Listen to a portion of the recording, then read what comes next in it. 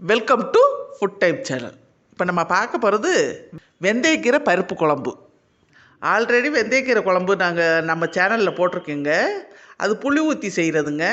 அதை விட இது கொஞ்சம் டிஃப்ரெண்ட்டாக இருக்கும் பாருங்கள். இந்த குழம்புக்கு பருப்பு போட்டு கொஞ்சம் அரைச்சி ஊற்றி வைக்க போகிறோங்க. வாங்க இப்போ எப்படி செய்கிறதுன்னு பார்த்துடலாம். ஒரு குக்கரில் ஒரு டம்ளர் பருப்பு எடுத்துக்கிட்டேங்க.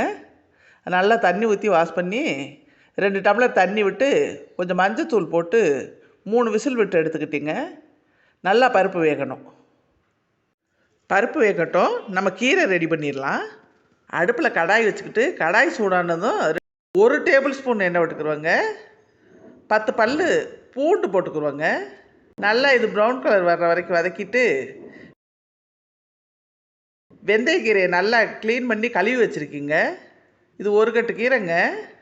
இதையும் அதோடு சேர்த்து நல்லா வதக்கிக்கிடுவோம்.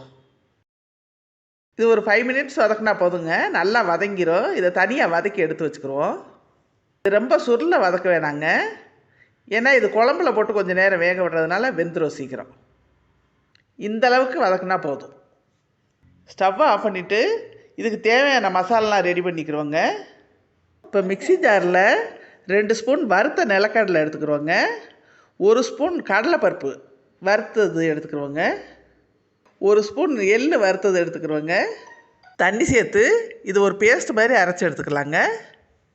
அடுப்பில் கடாய் வச்சு 2 டேபிள் ஸ்பூன் எண்ணெய் விட்டுக்குருவோங்க.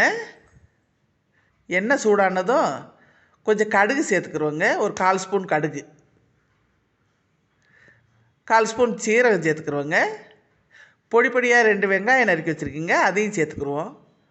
2 பச்சை மிளகா கீரை சேர்த்துக்குருவோங்க. இதை நல்லா வதக்கி விட்டுக்குருவோம். 1/2 ஸ்பூன் சால்ட் சேர்த்துக்கலாங்க. இதை நல்லா ப்ரௌன் கலர் வர்ற வரைக்கும் வதக்கி விட்டுக்கலாம். 2 தக்காளி பொடி பொடியாக நறுக்கி சேர்த்துருக்கீங்க. இதுவும் நல்லா வதங்கி ஜூஸியாக வரட்டுங்க. 1 ஸ்பூன் மல்லித்தூள், 1/2 ஸ்பூன் மிளகாத்தூள், 1/2 ஸ்பூன் மஞ்சத்தூளுங்க போட்டு நல்லா கிளறி விட்டு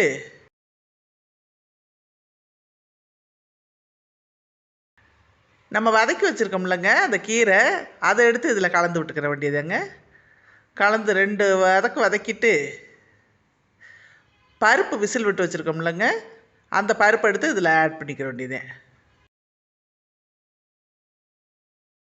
கொஞ்சமாக தண்ணி சேர்த்துக்கங்க. ஆட் பண்ணி 2 கொதி வர விட்டி நம்ம அரைச்சி வச்சுருக்கோம்லங்க அந்த விழுது, அதை சேர்த்துக்கலாம். அதை சேர்த்து ஒரு கொதி வர விட்டு இறக்குங்க. சுவையான கீரை ரெடி.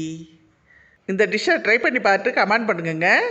இந்த வீடியோ பிடிச்சிருந்தா லைக் பண்ணுங்கள், ஷேர் பண்ணுங்கள், சப்ஸ்கிரைப் பண்ணாதவங்க சப்ஸ்கிரைப் பண்ணுங்கள். தேங்க்யூ.